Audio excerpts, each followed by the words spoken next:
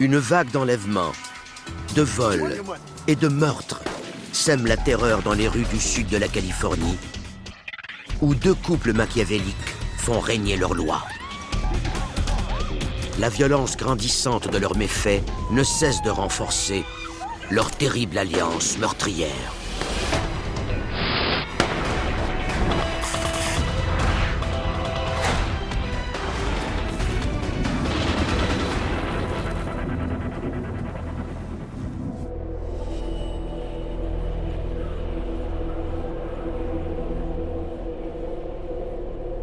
Septembre 1991.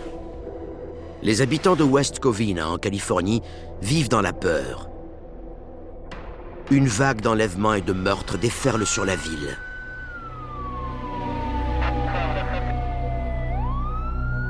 Des lieux publics jugés sans danger sont visés. Shirley Denagine est l'adjointe administrative du président d'une compagnie d'équipement de golf. Elle m'a envoyé la main pour dire au revoir, et moi aussi. Shirley va faire des emplettes dans un centre commercial achalandé. Jamais elle n'aurait cru que sa sécurité puisse être compromise, surtout au beau milieu de la journée.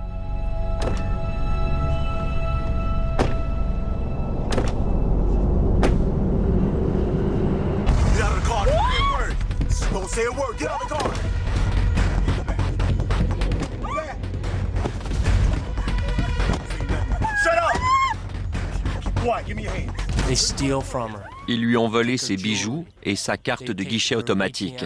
C'est ce qui les intéressait, de l'argent. Shirley est terrorisée à l'idée de leur dévoiler son numéro d'identification personnelle. L'autoroute 60 est congestionnée, alors ils s'arrêtent. Shirley Denagine devait être terrifiée. Elle ne pouvait pas se défendre, ils étaient armés. Elle devait savoir qu'elle était sur le point de mourir.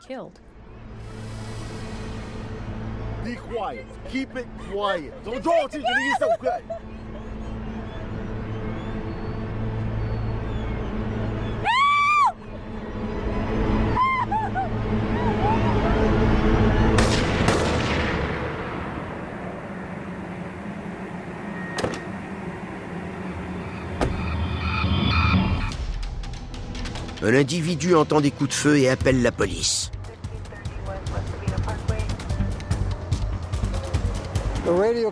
Des policiers se sont rendus sur les lieux et ont trouvé le corps de Shirley près d'une clôture grillagée.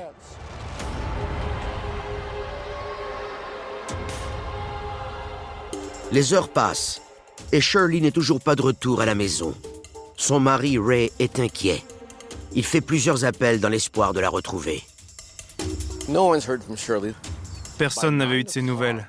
À 21h, j'ai appelé la police et on m'a dit « Vous n'avez pas regardé les nouvelles? Il y a eu un terrible événement sur l'autoroute de Pomona et on croit que c'est votre femme. » J'ai alors commencé à comprendre ce qui se passait. Shirley est la deuxième femme enlevée au centre commercial en 3 jours. La panique s'installe dans la ville. Une unité spéciale travaille jour et nuit pour retracer les meurtriers, mais elle ne parvient pas à rassurer la population. La confusion régnait, dans les médias comme dans les forces de l'ordre. Les policiers étaient déterminés à y mettre un terme. Il y avait des autopatrouilles partout, afin d'offrir une protection maximale à nos citoyens. La couverture médiatique était importante. Les journaux télévisés en ont parlé abondamment. Whether the victims happen to be male or female at this point appears not to make any difference to these people that are committing these crimes. La population est prise en otage. It changes your whole outlook, you know, not just to be safe in the evening time, but also, you know, in the afternoon, in the morning. I've worked for probably the last 15 years on a night shift at a bank, and they offered a course on tear gas. On voulait que la population soit au courant de la situation et reste alerte. 2 jours plus tard, l'enquête progresse enfin. On localise des suspects dans un appartement de West Covina. Les policiers croient qu'il y a un enfant avec eux. Ces personnes n'avaient aucun respect pour la vie humaine. Les policiers connaissent les deux hommes et une des femmes qu'ils s'apprêtent à arrêter. John Lewis, leur chef, est un assassin réputé. John avait dit qu'il se battrait. Vincent Hubbard est son complice, alors que sa petite amie, Robin Machuca, une ex-détenue, est leur conductrice. Ils disposent de tout un arsenal et ils sont sans pitié.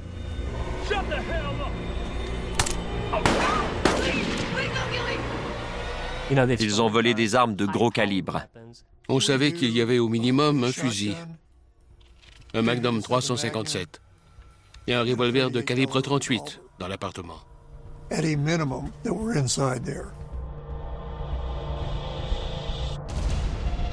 Mais la question demeure. Comment expliquer cette vague de crimes? La police doit les capturer vivants pour le découvrir. Ils s'approchent avec des grenades étourdissantes.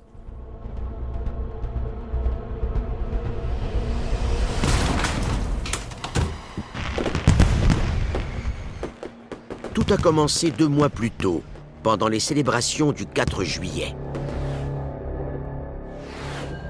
La petite ville de Monrovia est située à près de 20 km à l'ouest de West Covina. José Avina, 22 ans, se rend en camionnette chez sa petite amie quand on le heurte par derrière. Le conducteur s'approche ensuite de José.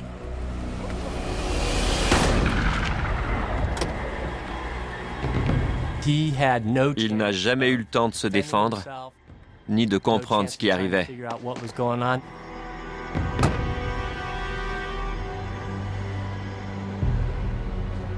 Un passant compose le 911.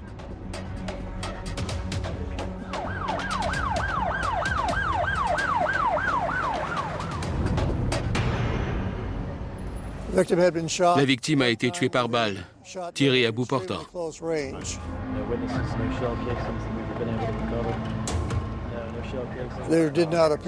Il ne semblait pas y avoir eu de vol. La victime avait encore son portefeuille et son argent. Étant donné le lieu et la brutalité du crime, ça ressemblait fort à un règlement de compte entre gangs de rue. C'était une possibilité. La violence entre les gangs de rue est de plus en plus répandue. En 1991, il y a eu une grosse épidémie de crack dans la région, ce qui a entraîné plusieurs vols et homicides. Les forces de l'ordre sont confrontées à une guerre entre les gangs rivaux que sont les Bloods et les Crips. Des communautés entières sont prises en otage. José Avina est une autre victime de cette guerre. Il y a eu 15 homicides pendant la fin de semaine du 4 juillet. Cette affaire a été un peu oubliée, car personne ne savait vraiment ce qui s'était passé. Les policiers ignorent que John Lewis, un assassin de 21 ans, et ses comparses ne font que commencer.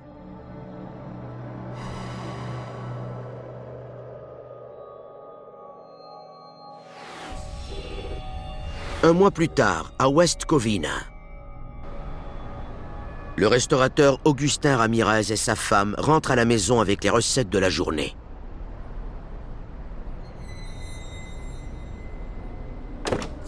John Lewis est accompagné de Vincent Hubbard, 26 ans. Ses anciens ennemis de gangs rivaux ont formé une alliance meurtrière. Gonflés à bloc par la drogue, ils se sentent tout-puissants. Give me your money. What?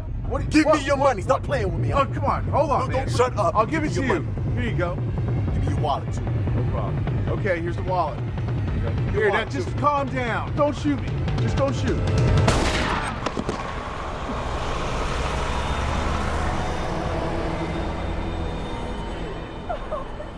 Elle a vu son mari s'effondrer. Il avait reçu une balle dans le ventre. Augustin s'accroche à la vie. On le conduit à l'hôpital. Triste ironie du sort, son fils était ambulancier à cet hôpital. Il fut l'un des premiers à intervenir auprès de son père. La blessure d'Augustin Ramirez est mortelle. Il rend l'âme, entouré de sa famille. Tout ce que sa femme peut révéler aux enquêteurs, c'est qu'il a été abattu par 2 hommes de race noire. Le restaurant d'Augustin est populaire, mais les tueurs ont surestimé la somme d'argent qu'il avait sur lui. Il semble que le vol ait été le motif de ce meurtre. Il devait croire qu'il avait plus d'argent que ça sur lui. Les policiers ont été plutôt discrets, mais quand un restaurateur se fait tuer dans un stationnement, plusieurs scénarios sont envisagés. Un vol qui a mal tourné, un fournisseur en colère et tant d'autres possibilités. La nuit suivante, à une trentaine de kilomètres à l'est, Eugene Valdez, 55 ans, se range sur le bord de la route 60 pour prendre un peu de repos.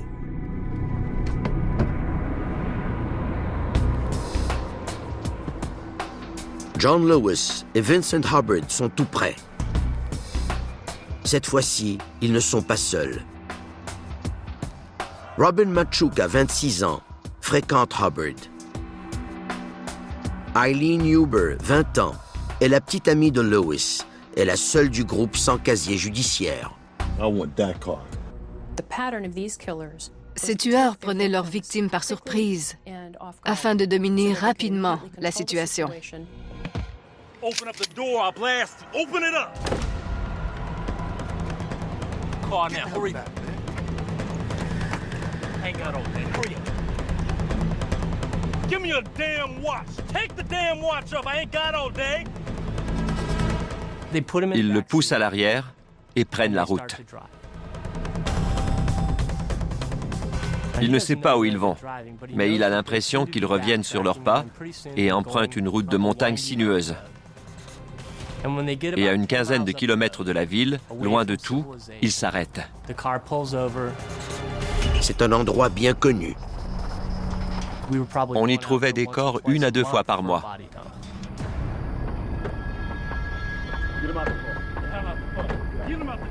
Eugene Valdez était terrifié. Tout ce qu'il savait en sortant de l'auto, c'est qu'il allait mourir. Get the hell over there, move! What? You shoot him! Le revolver s'enraye et Eugene en profite pour fuir dans l'obscurité.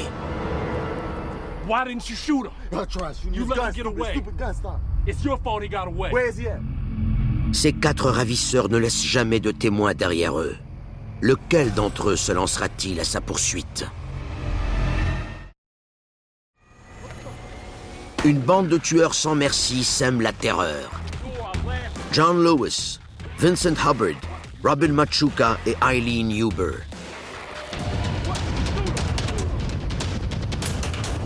Leur dernière victime, Eugene Valdez, s'est jeté en bas d'un précipice avant qu'ils puissent faire feu. Ne voulant pas risquer leur vie pour le rattraper, les criminels s'enfuient à bord de la voiture de Valdez. Il souffre d'une grave blessure à la tête, mais il a réussi à garder ses esprits. Il reste calme, et une fois tout le monde parti, il rampe jusqu'à la route pour chercher de l'aide.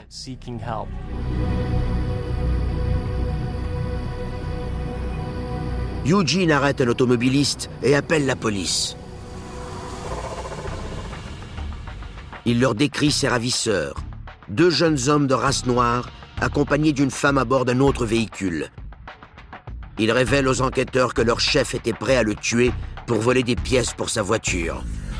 Il ne l'a pas tué dans la voiture parce qu'il ne voulait pas tacher de sang de la banquette arrière. Alors ils sont sortis de la ville pour aller l'abattre à l'extérieur de la voiture. Tout le monde est conscient qu'Eugene a frôlé la mort. Il était environ 1 heure du matin. C'était l'obscurité totale ici. L'homme a couru et sauté de cette falaise, sans savoir ce qui se trouvait en bas.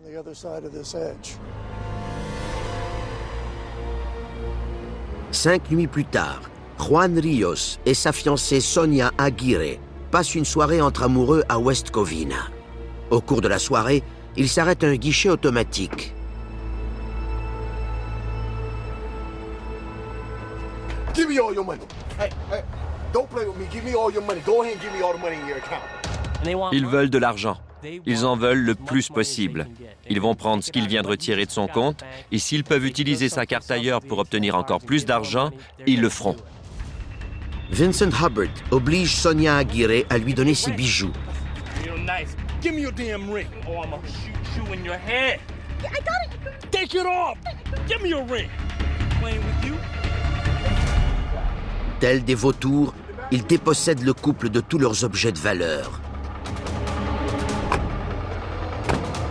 Et le cauchemar n'est pas terminé. L'atmosphère est très tendue dans la voiture. Menacées, les victimes sont terrifiées. C'est un beau quartier. On n'imagine pas ce genre de choses arriver ici. John Lewis et Vincent Hubbard croisent une voiture de police et paniquent. Ils parcourent environ 5 km et se rangent. Ils font sortir leurs victimes et leur disent qu'ils vont les relâcher s'ils ne parlent à personne. Puis ils disparaissent.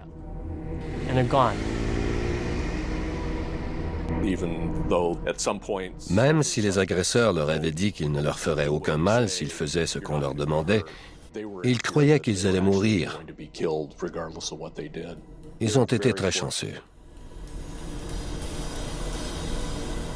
Huber, John, Robin et Vincent vivaient dans un appartement à moins d'1 kilomètre de ce guichet automatique. La bande profite de son butin. L'argent est vite dépensé en alcool et en drogue. La plupart des gens qui commettent un crime se sentent coupables et nerveux. Mais pas eux. Ce sont des sociopathes sans émotion. Ils prennent ce qui, à leur avis, leur revient. 3 des 4 membres du groupe ont passé du temps derrière les barreaux et en veulent à la société. Leur soif de vengeance les mène à voler tout ce qu'ils désirent, sans se soucier des conséquences pour les autres. Ils ont connu des enfances marquées par la violence. John Lewis et sa demi-sœur Robin Machuca ont grandi dans les rues de Baldwin Park. Le gouvernement fédéral a identifié Baldwin Park comme étant l'un des endroits les plus ravagés au pays à cause des gangs de rue, de la drogue et de la prostitution. John Lewis a grandi au cœur de ce quartier. À l'époque, c'était un terreau fertile pour les tueurs et les truands. À la maison, la situation n'est guère plus reluisante. Ils ont été élevés par leur beau-père qui les agressait sexuellement.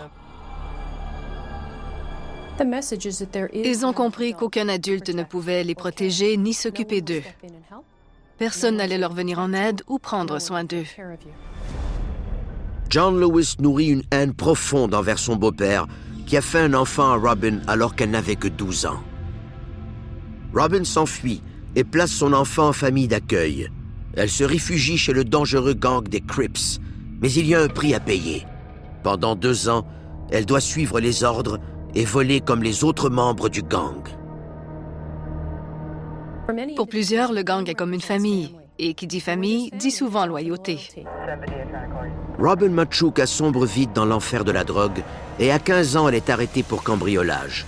Elle est envoyée dans un centre de détention pour mineurs où elle indique aux policiers qu'elle a besoin d'un domicile.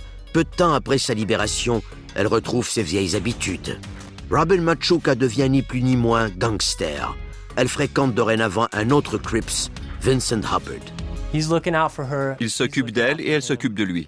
Robin fait tout ce que Vince fait et vice-versa.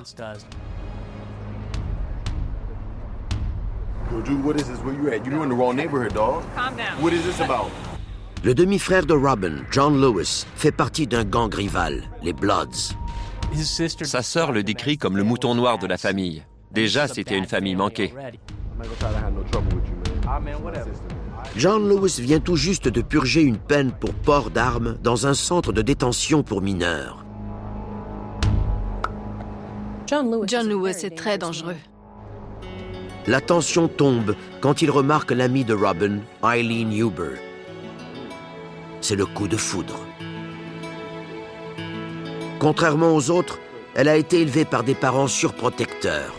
En partie parce qu'elle avait été protégée, elle était attirée par les hommes agressifs. Ce n'est pas la seule raison qui explique son attirance pour John. Eileen s'était souvent disputée avec ses parents dans sa jeunesse. John était le petit ami idéal pour rendre ses parents furieux. Ça faisait partie de sa révolte d'adolescente. Les quatre emménagent ensemble et le pacte secret qu'ils forment pourrait leur valoir les représailles des gangs. Ensemble, ils feront régner la terreur dans les rues. Eileen Huber est aspirée dans cet univers. Eileen avait deux personnalités distinctes, celle de la petite fille innocente de la vallée et celle de la femme attirée par les mauvais garçons membres de gangs.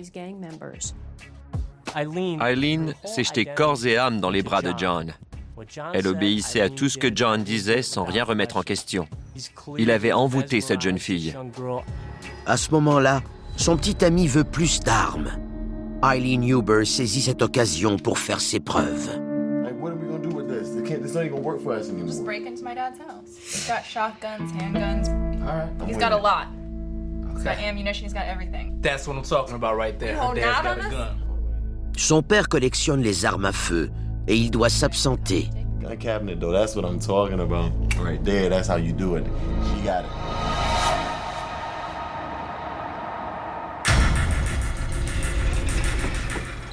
Eileen laisse une fenêtre déverrouillée à la maison afin que ses amis puissent s'y introduire. Ainsi, elle gagne leur respect.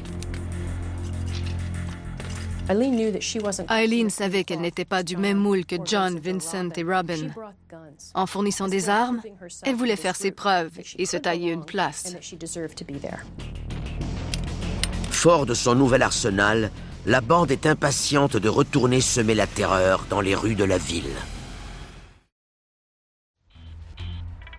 À West Covina, dans le sud de la Californie, deux couples maléfiques qui ne vivent que pour le vol et le meurtre sont impatients d'essayer les armes qu'ils viennent de subtiliser.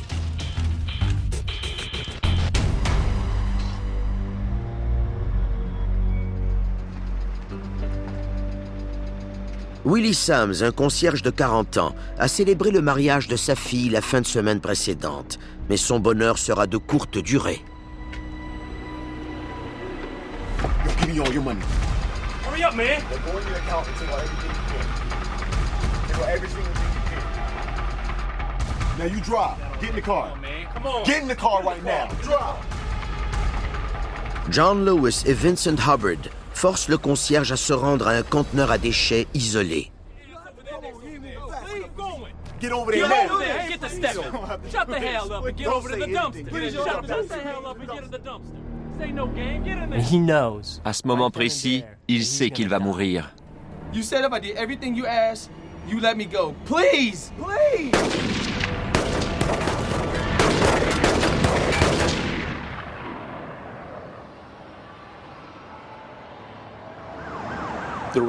On nous a rapporté des coups de feu près de l'école d'Edgewood à West Covina. Des autopatrouilles ont été envoyées sur les lieux. Il n'y avait personne à l'école. Les policiers ont fouillé le secteur et trouvé M. Sams dans un conteneur à déchets. Les enquêteurs découvrent que les tueurs n'en sont pas à leur première victime. Dans le conteneur, ils trouvent les cartes de crédit volées d'Augustin Ramirez. C'est très inhabituel de trouver des objets appartenant à la victime d'un meurtre sur les lieux d'un autre meurtre. On a tenté de reconstituer les derniers instants de la vie de la victime. Que faisait-il? Où allait-il? On a communiqué avec sa femme et avec sa famille. On a appris qu'il allait retirer de l'argent au guichet automatique. C'était le dernier endroit où il avait été vu. Il s'agit du même guichet où Juan Rios et Sonia Aguirre ont été enlevés 4 jours plus tôt.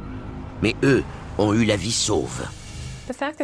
Le fait qu'ils retournent constamment au même endroit révèle que les tueurs gagnent en confiance et deviennent de plus en plus téméraires.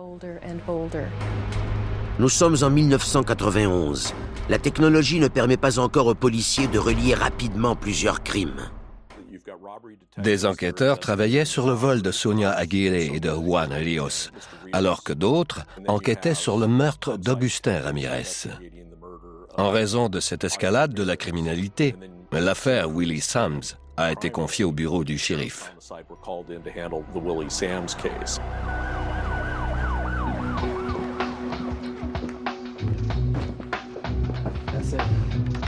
Pendant ce temps, les meurtriers dépensent sans compter.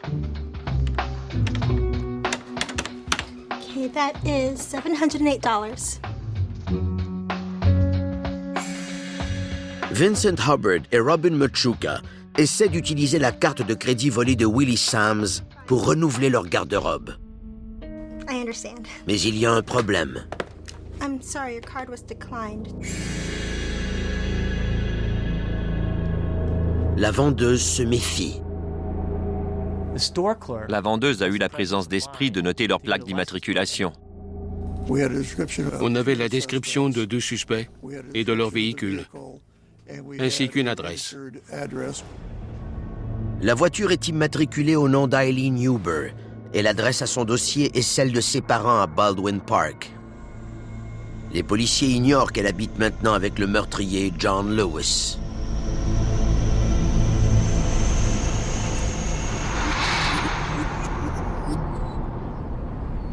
La bande est de plus en plus téméraire. 6 semaines après le premier meurtre, Elizabeth Nisbet, réceptionniste dans un centre médical, et son mari courent les boutiques d'un centre commercial achalandé en bordure de West Covina. Ils doivent se rejoindre à leur voiture.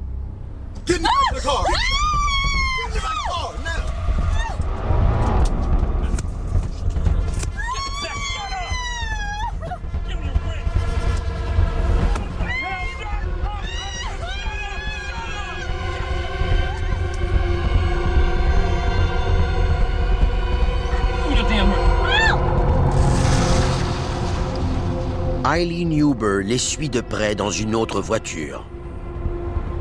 Ils rejoignent l'autoroute. Elle est à l'arrière et Vincent Hubbard lui crie après. Pendant ce temps, le mari d'Elizabeth Nisbet se demande ce qui se passe. Il sort du centre commercial, sa voiture et sa femme n'y sont plus. Quand il a constaté sa disparition, il a avisé la sécurité du centre commercial. On émet un avis de recherche pour retrouver Elizabeth et sa voiture. Les policiers la retrouveront-ils à temps? Dans le sud de la Californie, les policiers sont désespérément à la recherche d'Elizabeth Nisbet. Elle a été kidnappée dans sa propre voiture, dans le stationnement d'un centre commercial. John Lewis, Vincent Hubbard et Robin Machuca terrorisent leurs victimes pour obtenir leur numéro d'identification personnelle. Ils se sont finalement rangés sur le côté de la route, en plein jour, sur l'heure du dîner.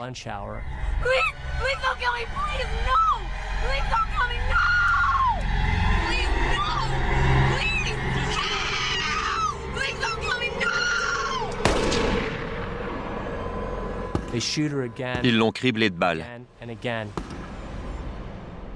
Vincent savait ce qui motivait John. Il restait en retrait et laissait John faire le sale boulot parce qu'il savait qu'il aimait tuer. Elizabeth étudiait pour devenir infirmière et préparait le mariage de sa fille. She was sitting in the car waiting for me, and I come out 10 minutes later and she was gone. And that's 30 years of my life gone in 10 minutes.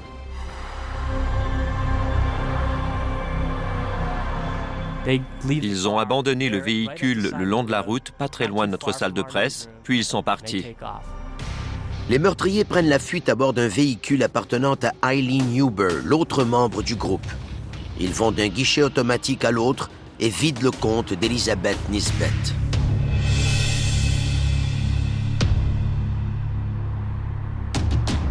Quelques heures après son enlèvement, un policier trouve sa voiture. 211, got a suspicious item.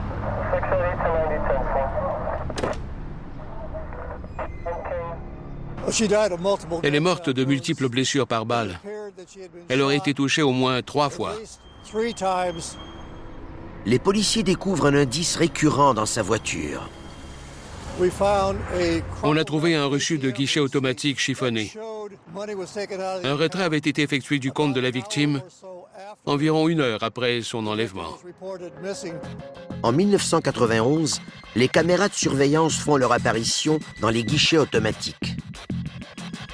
On a visionné les cassettes des caméras de surveillance et on a vu le véhicule de la victime entrer dans le stationnement. 2 minutes plus tard, un homme et une femme se présentaient au guichet. Il s'agit de John Lewis et de Robin Machuca, qui utilisent la carte de leur victime, Elizabeth Nisbet.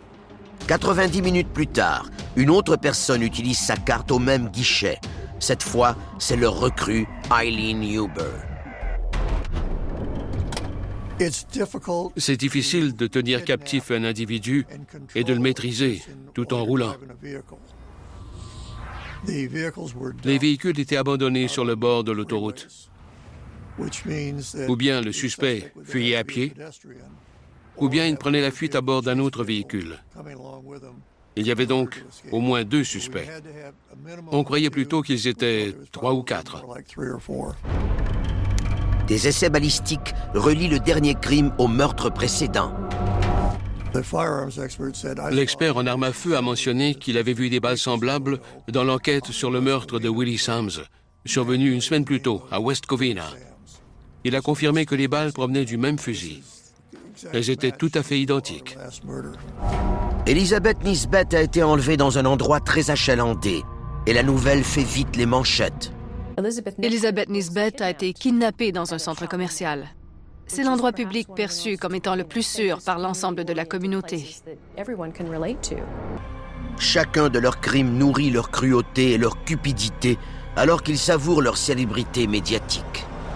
Leur mégalomanie s'accroît de plus en plus. Gavés de drogue, leur chef John Lewis se croit invincible. Son sentiment de puissance est amplifié. Il croit pouvoir tuer sans que personne puisse l'attraper. Il croit pouvoir prendre tout ce qu'il veut. Et chaque meurtre raffermit les liens qui unissent ce groupe. Après avoir dépensé tout l'argent de leur dernière victime, ils retournent à la chasse dans un endroit familier. 3 jours après l'enlèvement d'Elizabeth Nisbet, ils retournent au même centre commercial en plein jour. Cette fois-ci, les filles remplacent Vincent Hubbard, blessé à une jambe.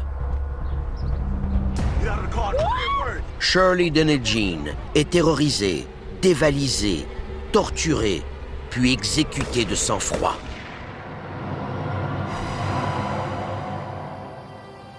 Vers minuit, je me suis rendu à la morgue du comté de Los Angeles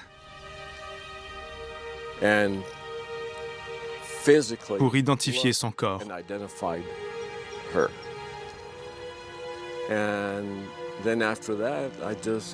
Ensuite, je suis rentré à la maison en silence. Je me demandais comment j'allais annoncer la nouvelle au reste de la famille. Tout est devenu plus clair à partir de ce moment. 2 crimes avaient été commis au même centre commercial. La confusion régnait, dans les médias comme dans les forces de l'ordre. Les policiers étaient déterminés à mettre un terme à cette vague de crimes pour éviter que d'autres citoyens perdent la vie. La police demande à la population de redoubler de vigilance, mais elle ne fait aucune mention des résultats des essais balistiques. On ne voulait pas que les responsables de ces meurtres apprennent que nous disposions de preuves balistiques contre eux, car toute personne intelligente se débarrasserait alors de l'arme du crime. On craignait donc qu'ils jettent leurs armes avant qu'on parvienne à les arrêter. La police forme une unité spéciale pour démasquer les tueurs. Il y avait une équipe d'enquêteurs dédiée à chacun des meurtres.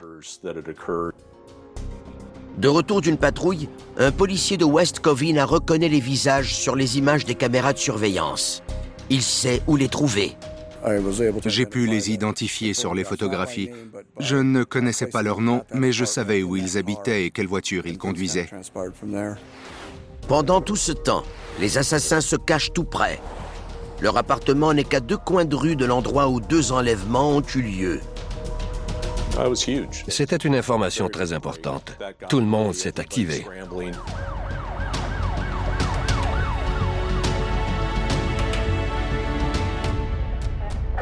Une équipe de surveillance s'installe à l'extérieur de l'appartement. Un membre du groupe sort. C'est Eileen Huber. There she goes. Les policiers la suivent. Lorsqu'elle s'arrête à un restaurant, ils passent à l'action.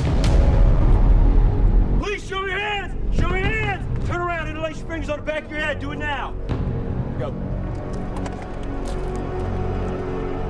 Eileen est appréhendée et interrogée au sujet de l'enlèvement de Shirley Dunne-Jean.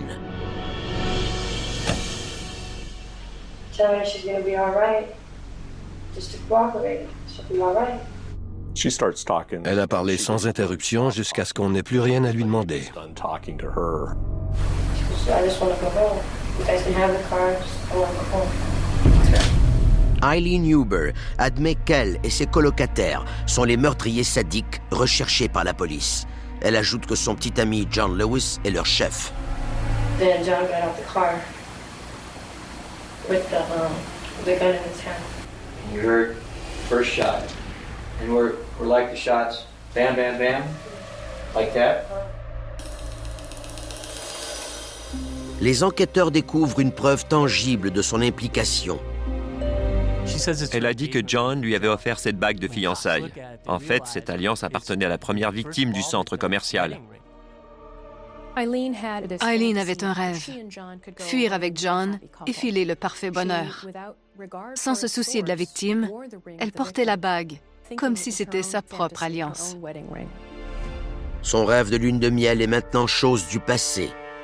Eileen Huber est derrière les barreaux et les policiers se tournent vers ses acolytes. Mais les fugitifs savent que la police est à leur trousse. John a vu à la télévision qu'on savait que les 2 meurtres du centre commercial étaient liés. Il savait que les policiers allaient venir. À son arrestation, John Lewis veut provoquer une flambée de violence. Il voulait que ça se termine par une fusillade. Il voulait mourir en héros populaire, qu'on se souvienne de lui comme un grand voleur et meurtrier. Il dormait toujours avec une arme, et parfois même avec 2. Eileen Huber affirme aux policiers que la fille de 6 ans de Robin Machuca vit avec eux et elle leur confirme qu'il dispose d'un arsenal complet. Le groupe tactique d'intervention est prêt à frapper. C'était le scénario le plus dangereux pour les policiers. C'étaient des tueurs sans pitié.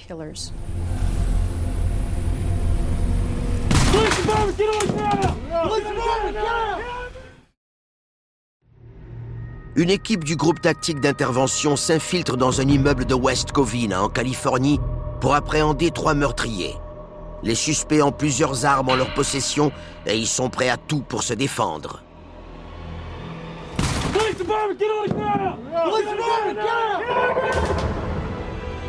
Les 3 suspects sont surpris dans leur sommeil et leur arrestation se déroule sans incident. John Lewis, sa demi-sœur Robin Machuca et son petit ami Vincent Hubbard sont conduits au poste de police pendant que la fille de Robin Machuca est conduite en sécurité. Même scénario qu'avec la petite amie de John Lewis, Eileen Huber, arrêtée quelques heures plus tôt. Cet appartement débordait d'armes à feu. Dans le repère des tueurs, les policiers trouvent des preuves accablantes de leur folie meurtrière, telles que des photos des acolytes avec leurs armes. Il y a même une photo d'un enfant posé avec une des armes utilisées pour commettre leurs méfaits.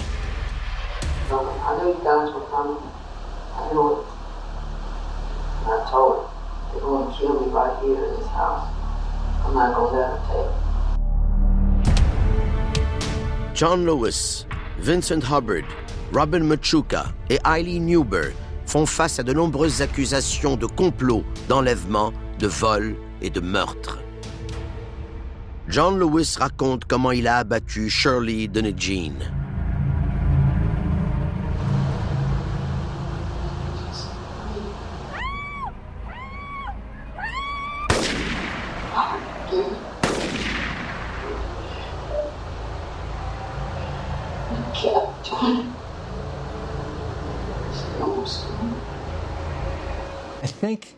Je crois que la seule raison pour laquelle il est passé aux aveux, c'est parce qu'il voulait être crédité de ses crimes.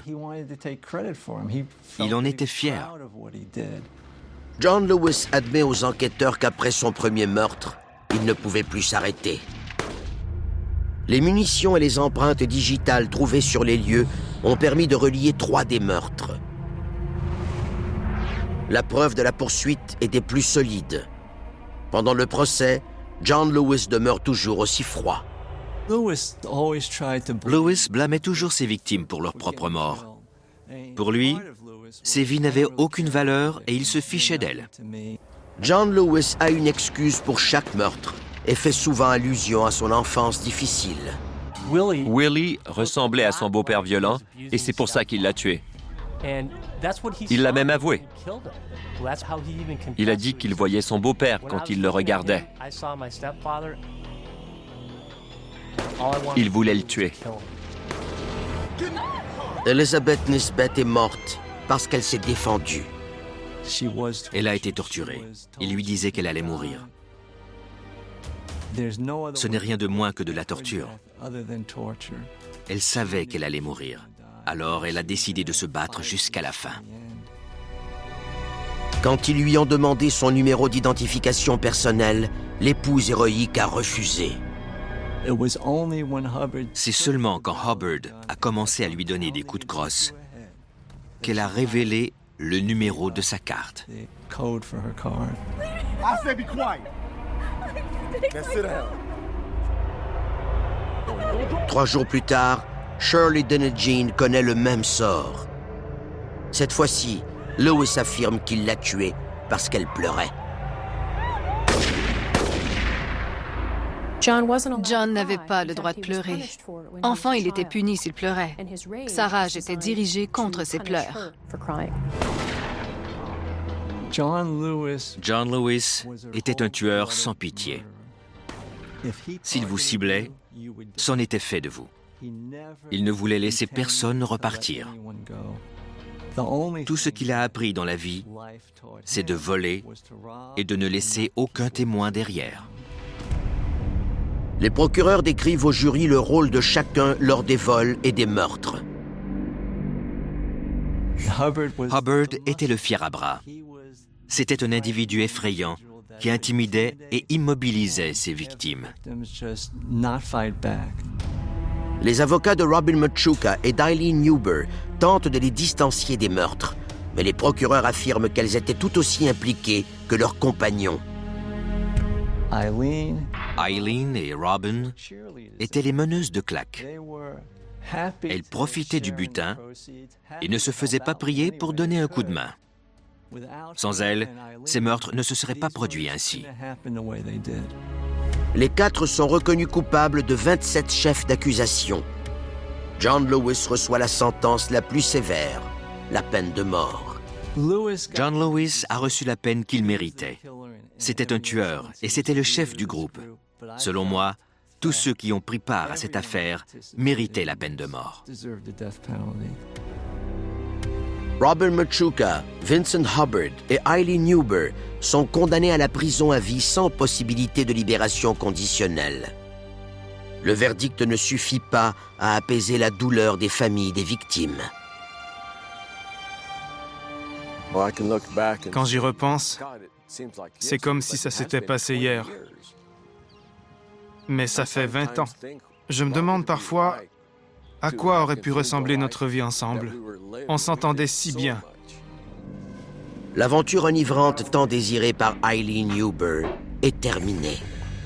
Je crois que c'était un peu un jeu pour elle. C'était comme un manège de Disneyland. C'était amusant. L'alliance meurtrière entre ces 4 individus est forgée par les liens qui unissent les différents duos qu'ils forment. John et Robin ont été agressés et négligés dans leur enfance. et ils sont restés fidèles l'un envers l'autre à l'âge adulte. Vincent et Robin étaient liés par leur relation amoureuse.